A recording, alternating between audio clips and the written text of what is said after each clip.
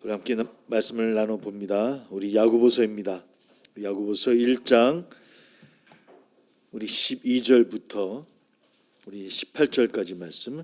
야고보서 1장 12절부터 우리 18절까지. 야고보서 1장 12절부터 18절까지. 12절부터 18절까지 같이 함께 있습니다. 시작. 시험을 참는 자는 복이 있나니 이는 시련을 견디어낸 자가 주께서 자기를 사랑하는 자들에게 약속하신 생명의 면류관을 얻을 것이기 때문이라. 사람이 시험을 받을 때 내가 하나님께 시험을 받는다 하지 말지니 하나님은 악에게 시험을 받지도 아니하시고 친히 아무도 시험하지 아니하시느니라. 오직 각 사람이 시험을 받는 것은 자기 욕심에 끌려 미혹됨이니 욕심이 잉태한 즉 죄를 낳고 죄가 장성한 즉 사망을 낳느니라. 내 사랑하는 형제들아 속지 말라. 온갖 좋은 은사와 온전한 선물이 다 위로부터 빛들의 아버지께로부터 내려오나니 그는 변함도 없으시고 회전하는 그림자도 없으시니라. 그가 그 피조물 중에 우리로 한 첫 열매가 되게 하시려고 자기의 뜻을 따라 진리의 말씀으로 우리를 낳으셨느니라. 아멘. 계속해서 야고보서 우리 두 번째 말씀을 우리 12절부터 18절 말씀 또 앞에 있는 말씀도 같이 다시 한번 더 상고하면서 함께 말씀을 나눠보려고 합니다. 우리 지난주에 말씀을 나눈 것 가운데 백투더 이스라엘 그런 이야기를 함께 나눴던 기억이 납니다. 이스라엘의 수도는 어디인가요? 보통 이스라엘 수도 그러면 지금도 예루살렘으로 아는 분들이 너무 많습니다. 아닙니다. 텔아비브가 이스라엘의 수도입니다. 그러니까 유엔에서 정식 발표한 이스라엘의 수도는 텔아비브라는 지역입니다.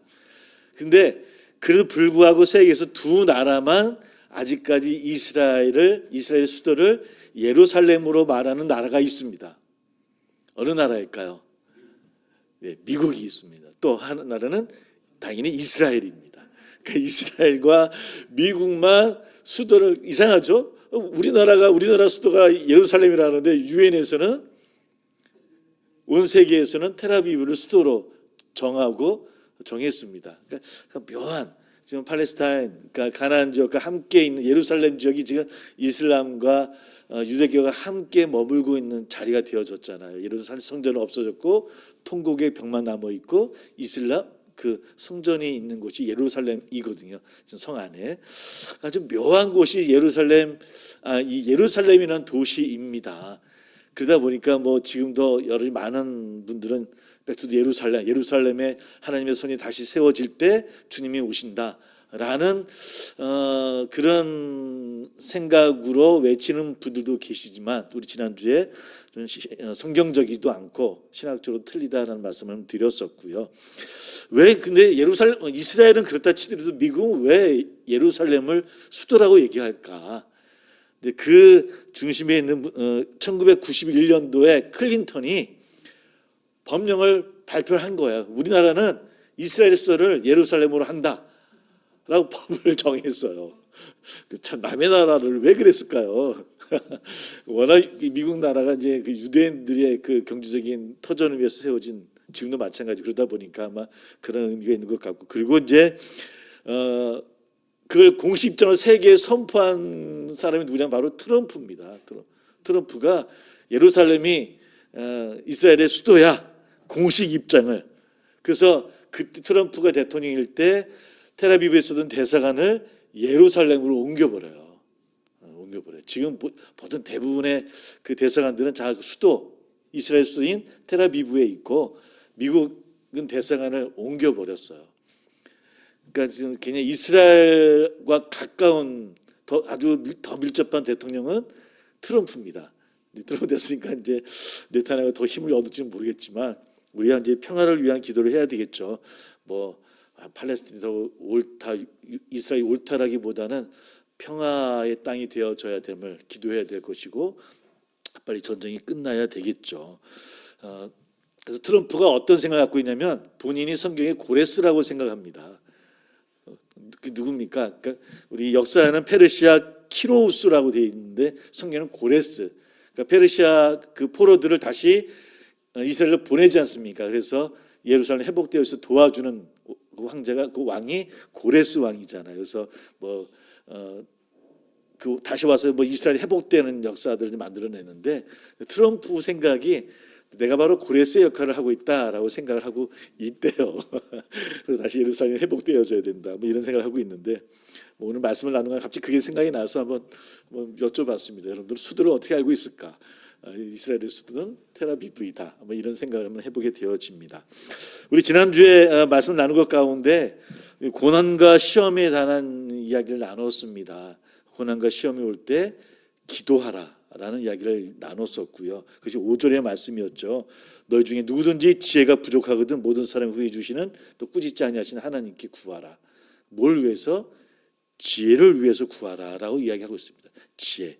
그렇다면 그 지혜가 대체 어떤 것일까? 우리 한번 3장 17절을 한번 찾아보겠습니다. 3장 17절. 그러니까 우리가 고난과 어려움이 왔을 때 기도해야 되는데 왜 기도해야 되느냐? 지혜를 구하기 위해서 기도해야 되는데 그 지혜가 어떤 것이냐? 3장 17절입니다. 같이 한번 읽습니다. 시작. 오직 위로부터 난 지혜는 첫째 성결하고 마음에 화평하고 관용하고 양순하며 긍휼과 선한 열매가 가득하고 편견과 거짓이 없나니. 어떤 지혜라고요? 쭉 이야기합니다. 그러니까 좋은 단어는 다 들어가 있는 것 같습니다. 그러니까 좋은 마음, 선한 마음, 긍휼한 마음을 갖는 지혜를 구해야 된다고 하는 것이 오늘 야고보서에서 이야기하는 지혜입니다.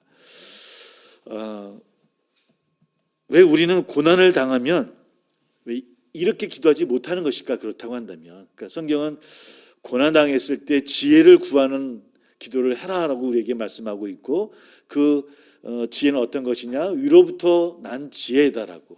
그래서 평화를 이야기하고 또 성결을 이야기하고 긍휼을 이야기하고 이런 기도를 해야 된다라고 이야기를 하는데 왜 우리는 고난을 당했을 때 어려움을 당했을 때 정작 우리는 그런 기도를 우리는 왜 드리지 못하고 있을까? 왜 드리지 못할까요? 우리는 이런 기도를 드림이 마땅함에도 불구하고 우리는 드리지 못하고 있다라고 하는 겁니다. 우리는 사실 어떤 어려움을 당할 때 어떻게 되어집니까? 사실 대부분 우리의 모습들은 더 편협하게 되어지기도 하고 또 어떤 경우에는 거짓을 통해서라도 나의 정당성을 알리기 위하여 노력하기도 하고 이런 일들이 우리 가운데 있더라는 것이죠.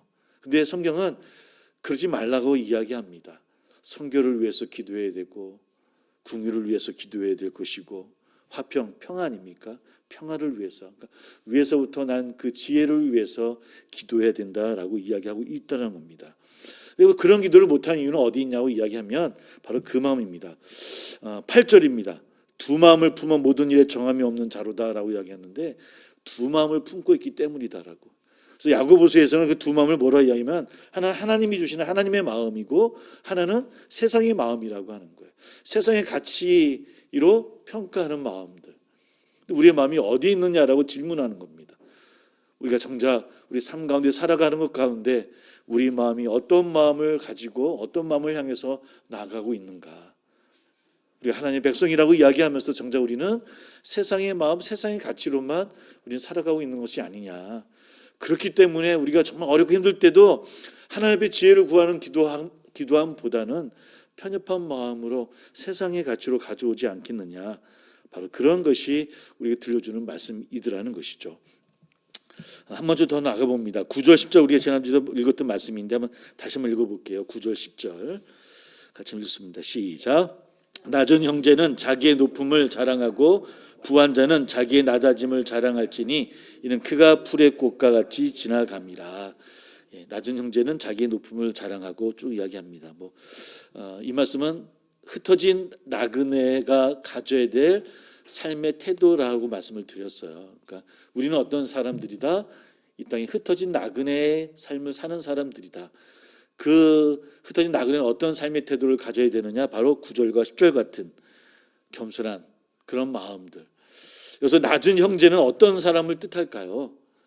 물론 2000년이니까 신분이 낮은 사람일 수도 있을 것이고 가난한 사람일 수도 있을 것이고, 그죠? 뭐 그런 마음들, 자기의 높음을 자랑하라라고 이야기를 합니다. 그게 어떤 의미일까요? 사실 우리가 좀 어려워지고 힘들어지면 우리가 굉장히 우리 마음적으로 힘들어지지 않습니까? 어떨 때 열등감도 느껴지게 되어지기도 하고 상처를 받기도 하기도 하고, 사실 이것이 우리의 모습이긴 해요. 그러나 오늘 말씀은 그러지 말라는 겁니다. 그런 패배감에 빠져서는 안 될 것이고 자존감을 회복해야 된다는 거예요. 우리가 하나님 안의 백성이고 하나님의 자녀라고 하는 우리의 자존감을 높일 수 있는 그런 모습으로 살아가는 것이 바로 흩어진 나그네의 삶이다. 근데 우리 사실 그렇지 않잖아요. 막상 우리의 삶이 어려움과 힘든 가운데 있으면 그 우리에게 다가오는 감정들은 너무나 힘든, 그죠? 아까 얘기했듯이 뭐 패배감이라든지 뭐 비교의식, 열등감 이런 것들에 빠질 수 있을 터인데, 그러나 그러지 않아야 된다고 이야기하는 것이고요. 또 뭐라 얘기합니까? 10절에는 부한 자는 자기의 낮아짐을 자랑할지니, 당연하지 않겠습니까? 또 혹 부한 사람이 있다고 한다면 그는 자만심에 빠져서는 안 된다는 겁니다. 우리도 사람인지라 어떻게 우리가 이루어지고 어떻게 어떤 위치에 있게 되어지면 늘 우리 마음속에 어떤 마음이 이루어집니까? 다 내가 이루었다. 늘 그 자만한 마음들이 우리 마음을 붙잡는 것 같아요. 내가 이룬 것이다라고 하는 것. 그래서 11절에 그를 불고 겸손히 될 것 바로 거기 있는 겁니다. 해가 돋고 뜨거운 바람이 불어 풀을 말리며 꽃이 떨어져 그 모양의 아름다움이 없어지는 것처럼 아무것도 아니라는 겁니다. 우리가 가졌다라고 하는 것, 부하다라고 하는 것, 그 하나님 앞에 아무것도 아니다라고 하는 마음들, 언제든지 떨어질 수 있다라는 그 마음들을 가져야 되는 것, 이것이 우리가 겸손해야 될 이유다라고 이야기를 하고 있는 것 같아요. 우리 한번 5장 한번 찾아보겠습니다. 5장 1절부터 6절입니다. 이런 부한 자에게 주는 경고의 이야기가 있는데요. 한번 같이 읽어봅니다. 1절부터 좀 5절 길긴 하지만 6절까지 같이 시작. 들으라 부한 자들아, 너에게 임할 고생으로 말미암아 울고 통곡하라. 너희 재물은 썩었고 너희 옷은 좀먹었으며 너희 금과 은은 녹이 쓸었으니 이 녹이 너에게 증거가 되며 불같이 너희 살을 먹으리라. 너희가 말세의 재물을 쌓았도다. 보라, 너희 밭에서 추수한 품꾼에게 주지 아니한 싹이 소리 지르며 그 추수한 자의 우는 소리가 만군의 주의 귀에 들렸느니라. 너희가 땅에서 사치하고 방종하여 살육의 날에 너의 마음을 살찌게 하였도다. 너희는 의인을 정죄하고 죽였으나 그는 너희에게 대항하지 아니하였느니라. 아멘. 예. 물론 여기서의 부자는 악한 부자에 대해서 이야기하는 겁니다. 쉽게 얘기하면 주어야 할 것을 주지 아니하고 내 것으로 만든 사람들, 그런 악한 부자에게 주어지는 뭐 그런 내용도 5장에서 이야기를 하고 있어요. 그러니까 부하다라고 하는 것이 우리에게 주신 귀한 은혜이긴 하지만 그것이 우리의 자만으로 가서는 안 된다고 하는 것. 그리고 늘 성실하고 정직하게 하나님 안에서 또 그것이 베푸는 삶의 모습으로 가져야 된다고 하는 것. 왜? 우리가 해가 돋고 또 바람이 불어서 그 꽃들이 다 마르고 떨어지는 것처럼 언제든지 사라질 수 있다라고 하는 것. 이런 것들을 우리 앞에서 먼저 우리에게 이야기를 하고 있고요. 그러므로 그런 삶 가운데도 우리에게 시험이 있다라고 하는 것이죠. 왜? 그 시험을 우리가 잘 이겨야 된다고 하는 것이 우리 지난주 함께 나눴던 말씀이고요. 근데 문제는 그런 시험들이 우리에게 왜 오냐는 겁니다. 왜 어려움이 오고 시험이 올까라는 거예요. 우리 한번 13절을 함께 다시 한번 읽어보겠습니다. 13절 같이 시작.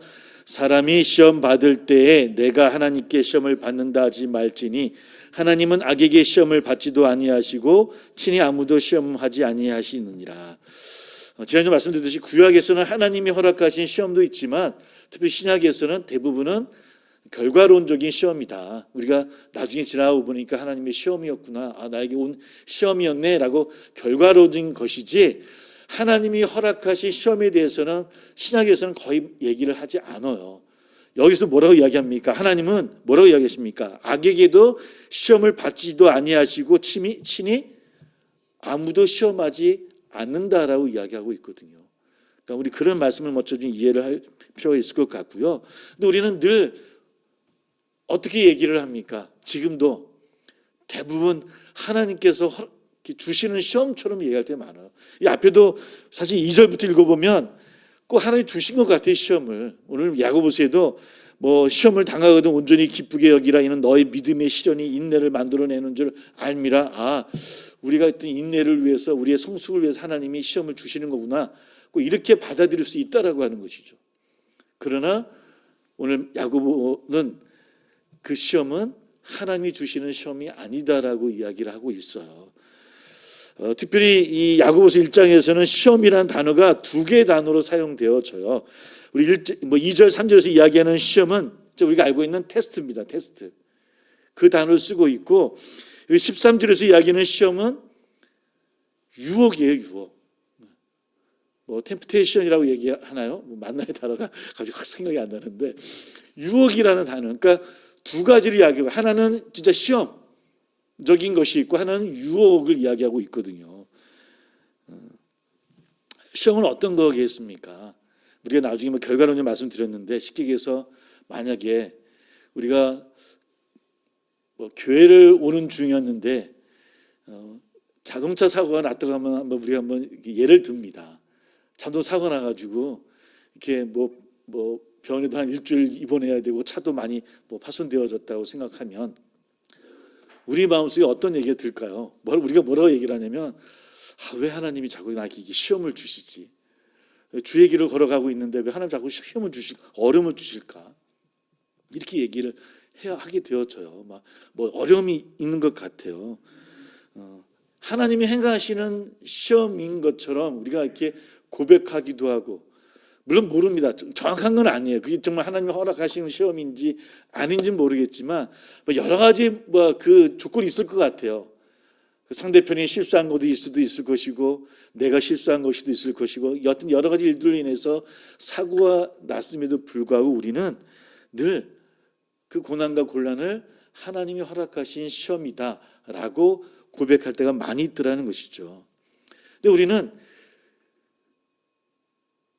그런 일들, 그런 시험이라고 얘기하는 그런 고난과 어려움이 있을 때 이게 시험이다라는 그런 고백보다는 어떤 일로 우리가 받아들여야 되냐면, 그 일을 당했을 때 우리가 정말 하나님 앞에 어떤 모습으로 대처해야 될 것인가. 아까 뭐라고 했습니까? 시험 당할 때 기도하라고 얘기했잖아요. 뭘 구하라고요? 지혜를 구하라고 그랬어요. 어떻게 이 일을 대처할 것인가를 우리가 기도하고 바라봐야 된다는 거예요. 이걸 우리에게 이제 설명해 주고 있는 거예요. 그래서 우리가 하나님의 말씀답게, 하나님 일답게, 제가 얘기했는지 모르겠어요. 예전에 한번 저도 통영에서 거제를 들어오다가 자동차 사고를, 그때 우리 가족하고 저희 큰애 친구까지 5명이 그 차에 다 타고 있었어요. 근데 오다가 옆에 있는 차가 갑자기 들어와서 우리 차를 쳤어요. 깜짝 놀라서 차를 세울 수밖에 없었고, 그 차가 뒤로 세웠고요. 나와서 얘기해 보니까 청년 2명이 차에서 나오더라고요. 3명이 나오더라고요. 이제 차에서 갑자기 들어오면 어떻게 되느냐, 나 이렇게 하고 있었는데 봤느냐 못 봤느냐 얘기하다가 갑자기 그 친구들이 자기 사정들을 이야기하는 거예요. 원래 부산에 살고 있는데 거제도에 조선소 면접을 보러 왔다가 차를 렌트를 했는데 시간이 남아서 통영 가서 구경을 하고 집에 가는 중이었다라고, 렌트한 차라고, 운전을 잘 못해서 실수했다고, 죄송하다고 이렇게 얘기를 하는 거예요. 저도 처음에 차 이렇게 했을 때 저는 실수를 안 했고 또 5명 타고 있었고, 그때 저 어깨도 아파서 집사람 어깨도 아플 때여서 혹 제 마음속에 그래, 1주일 2주일 병원에 들어가면 부상금 이런 생각이 들었어요. 여튼 생각지 못한 고난, 어려움이 온 거잖아요. 그래도 불구하고 제 자랑하는 게 아니라 그 청년들이 안쓰럽더라고요. 안쓰러워요. 그러냐고, 아이고야, 면접은 잘 받느냐, 여러 가지 얘기를 했던 것 같아요. 그리고 이제 보험회사 왔는데 뭐 완전히 그쪽으로 잘못한 걸로 하지 않고 이렇게 어떤 했던 것 같아요. 제가 잘 기억은 나지 않지만 나름대로는 굉장히 배려를 해서 일 처리를 했어요. 물론 나중에 와서 보니까 나중에 이제 와서 차를 수리하다 보니까 생각보다 더 너무 많은 것이 나왔고 막 그래서 야 내가 실수했다는 생각을 해보긴 했지만 잘했다는 생각이 들어요. 거기서 갑자기 잘됐다. 우리 식구 다 들어가 있자 병원에. 그러면 뭐 보상 받았겠죠. 근데 그렇게 못 하겠더라고요. 안 아프고 괜찮고 청년들 걱정되고 저러 렌트해서 사고 나서 잘못 헤어지면 분명히 독박 쓸 텐데 야 이거 어려움 당했구나라는 생각 들기도 하고 청년이 안쓰럽기도 하고 이런 마음들이 좀 애달픈 마음이 들었어요. 가만히 지나고 나와 보니까 그런 생각이 들어요. 물론 그때 제가 하나 아쉬운 건 야 내가 목사인데 여러분들 뭐 좋은 일 얘기하면서 전도를 했으면 더 좋았겠다 생각이 하긴 했어요. 했긴 했는데 그런 거예요. 쉽게 얘기하면 우리가 고난과 어려움을 당할 수는 있어요. 근데 이것을 왜 하나님 나에게 이런 시험을 주시지라고 하는 그런 판단보다는 그때가 우리의 믿음이 드러나는 기회라고 하는 거예요. 물론 믿음은 우리 마음의 확신으로만 믿음이라고 얘기할 수 없는 거예요. 믿음은 뭐로 나와야 됩니까? 행함으로 그 믿음의 모습이 드러나야 되잖아요. 물론 행함이 더 중요하다는 얘기는 아닙니다. 믿음이 중요해요. 그러나 그 믿음은 우리의 삶의 모습으로 지혜를 하나님 주시는 지혜를 통해서 우리의 삶의 모습으로 드러나는 거예요.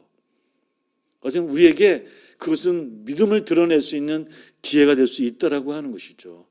이런 삶을 살 때 우리에게 어떤 것이 있냐고 이야기를 하면 생명의 면류관이 있다라고 성경은 우리에게 이야기하는 거예요.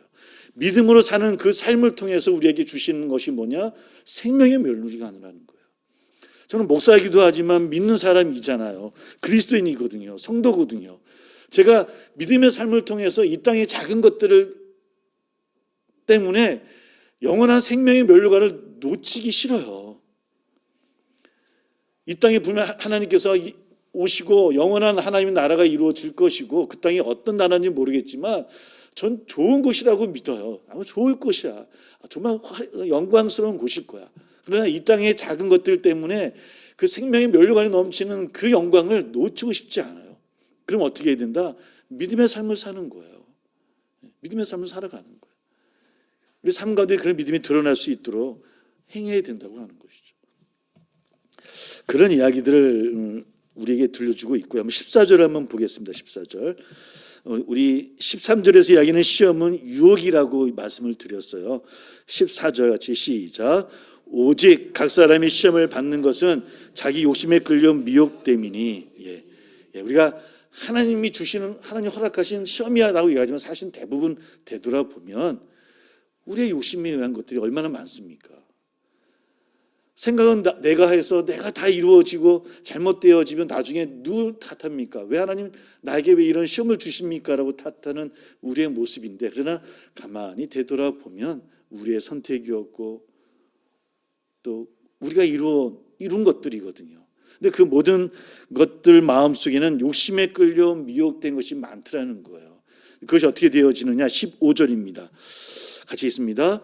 욕심이 잉태한 즉 죄를 낳고 죄가 장성한 즉 사망을 낳느니라. 욕심이 잉태한 즉 죄를 낳고 죄가 사망을 낳고 너무 잘 알고 있는 말씀이지만 그런 모습이 우리 가운데 있다라고 하는 것이죠.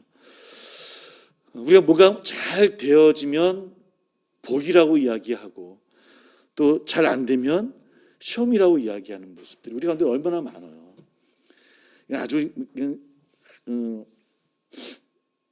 이 예가 맞는지 잘 모르겠습니다. 우리가 어디 투자를 했어요. 똑같이 투자를 했는데 어떤 분은 투자가 잘 됐어요. 어떤 분은 투자가 실패를 했어요. 우리 뭐라 그러냐면 이분은 하나님의 은혜고 하나님의 복으로 투자가 잘 된 거고 투자되면 뭐라 얘기합니까? 하나님 왜 저에게는 시험을 주십니까? 라고 얘기를 해요. 정말 이 하나님이 주신 복이고 하나님이 주신 시험입니까? 물론 하나님 우리가 잘되게 원하시는 분이시고 우리를 통해 이기게 하시는 하나님을 믿습니다. 그러나 우리 삶 가운데 모든 것들을 이런 식으로 바라보아서는 안 된다는 거예요. 하나님의 은혜와 복을 믿지 말라는 말씀이 아니라 우리가 어떤 태도로 세상을 살고 있느냐가 중요하다는 거예요. 하나님의 마음으로 살고 있느냐, 세상의 마음으로 살고 있느냐, 하나님이 주시는 그 은혜의 마음으로 성령의 역사로 살아가고 있는 것인지, 아니면 내 욕심으로 살아가고 있는 것인가. 그 태도가 중요하다라고 하는 거예요. 그러니까 어디에 가치를 두고 살고 있는가. 우리 이 말씀을 하고 있는 겁니다. 근데 하나님 앞에 그 가치를 두고 사는 삶이 아니라 세상의 욕심에 두고 그 가치를 두고 살아가는 삶은 어떻게 되어진다고요? 그것이 죄를 낳게 되어지고 사망에 이르게 되어지는 아픔이 우리에게 올 수 있다라고 하는 것. 그 욕심이 어디에서 많이 오겠습니까? 비교의식이요. 비교의식. 우리 현대들이 가장 많이 오는 게 비교의식 아니겠습니까? 나보다 잘 돼야지. 저 사람은 잘 되는데 하나님 왜 저는 왜 안 됩니까? 그런 기도도 해요. 저도 가끔 그런 기도할 때 있다니까요. 막 기도하다 하나님 저 교회는 이런데 우리 교회는 왜 이런 기도 할 뻔했다니까요. 저도 했다는 게 아니라 할 뻔했다는 겁니다. 안 합니다 그런 기도. 할 뻔하다니까요. 비교의식이 있어요. 여러분 요한복음 21장을 보면 예수님이 부활하신 다음에 베드로에게 옵니다. 베드로가 이제 여기서 밥을 해주시면서 나를 따르라라고 이야기를 해요. 예수를 만나고 베드로가 깨달아요. 얼마나 그 삶이 예수님을 3번이나 배반했죠. 그 어려운 마음속에 예수님 오셔서 다시 3번 네가 나를 사랑하느냐 물어보시면서 회복시켜 주셨으니까 얼마나 감동적이에요. 그래서 나를 따르라는 그 예수의 말씀을 들었어요. 그 다음에 베드로가 한 얘기가 뭔지 아십니까? 근데 예수님 그 식사할 때마다 예수님 옆에 앉아있던 그 요한 쟤는요.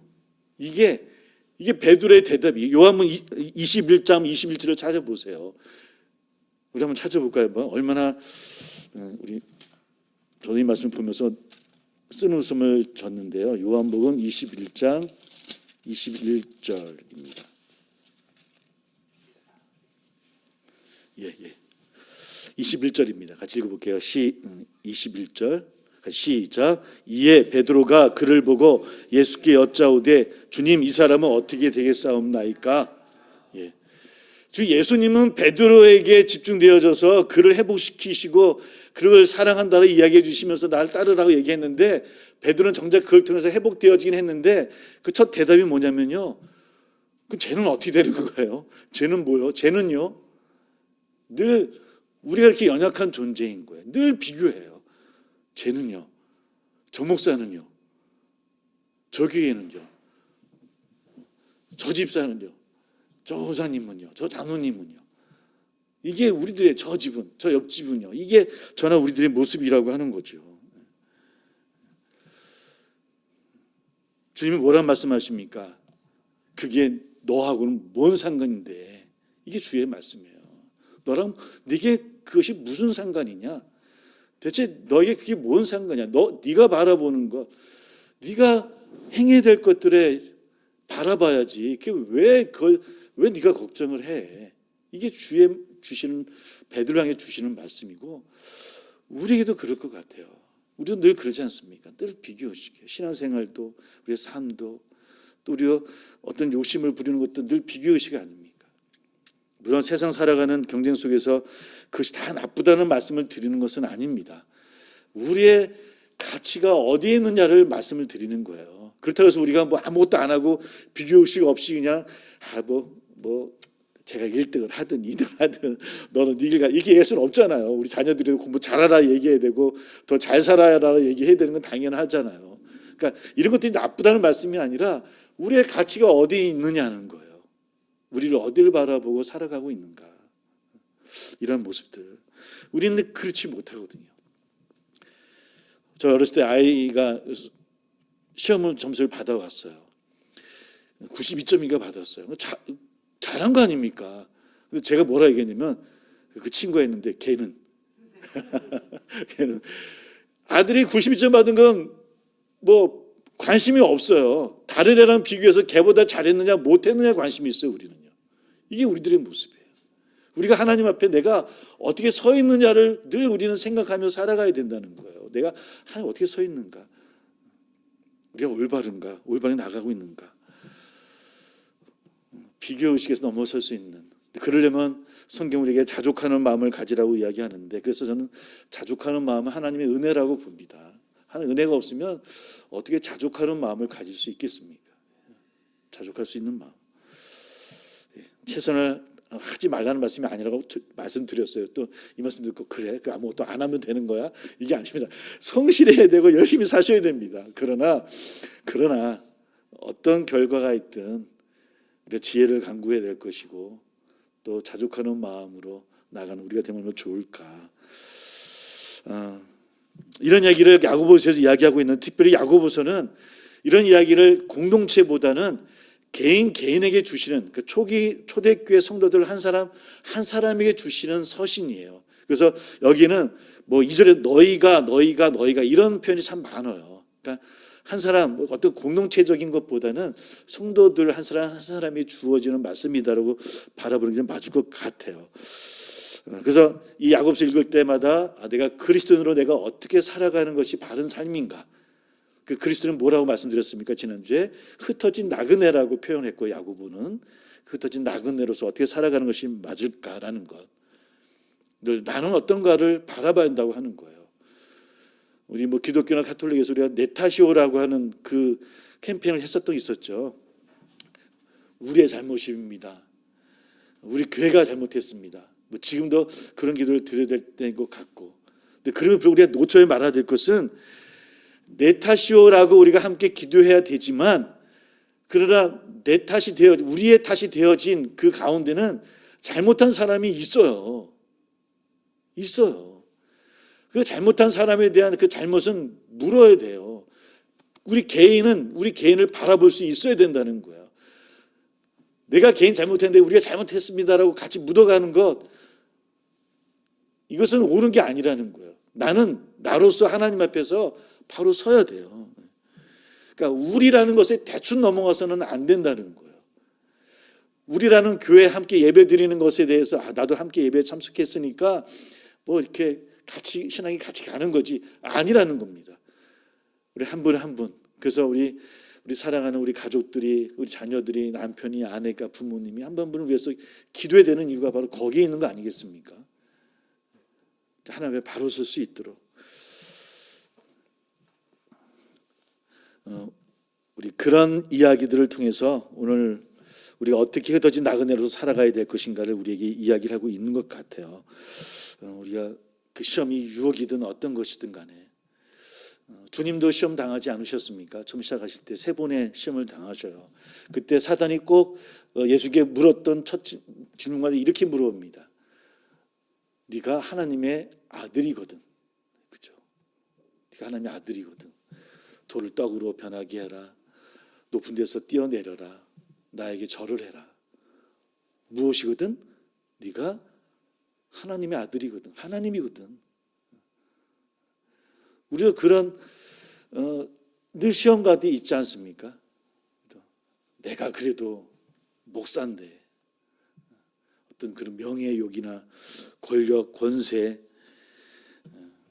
마지막 시험이 그거 아닙니까? 다 내가 하겠다. 네가 모든 인류를 다 구원시키게 해줄 테니까 높은 데 가서 나에게 어떻게 하라? 절하라 이야기예요. 절하라. 그러면 당신이 이루고 싶은 거 다 이렇게 되어지는 거야. 얼마나 그냥 솔깃한 그런 유혹입니까? 절 한번 하면 다 이루게 되어진다라고 이야기하는 그 유혹이 얼마나 솔깃한 유혹이에요. 우리 가운데도 그런 유혹이 얼마나 많습니까? 다 이룰 수 있다라고 하는 것, 세상의 가치로 바라보는 것. 이런 시험들이 뭐 우리 시험이라고 이야기해, 이런 고난과 어려움들 우리 가운데 너무나 많이 만나게 되어지고, 그런 언덕들을 넘어가는 삶이 바로 흩어진 나그네의 삶이 아닌가. 세상의 가치만 바라보는 그런 삶이 아니라, 굉장히 요즘 우리에게 오는 그런 어려움과 그 시험들은 합리적으로 오지 않습니까? 합리적으로. 들어보면 합리적입니다. 우리가 제일 많이 들으신 이야기가 뭐냐면, 그때 제가 들은 얘기는 아니고 어떤 선배님이 들었던 얘기인데, 한 성도님이 계신데 선교 비전을 갖고 계신 분이세요. 그래서 그걸 위해서 어떤 막 투자를 하시고 그러신 분이세요. 그분이 늘 그런 얘기를 한답니다. 제가 이 투자만 성공하면 내 선교를 제가 다 바쳤어요. 하겠다고. 그래서 그 목사님이 그러셨답니다. 지금 버는 거 반만 그러면 투자하시고 해보시라고. 근데 그렇게는 안 하셔요. 그러니까 말은 굉장히 합리적인 것 같은데 우리의 생각들은 다른 욕심이 있는 거예요. 세상의 가치로 우리는 세상을 바라보고 있는 거거든요.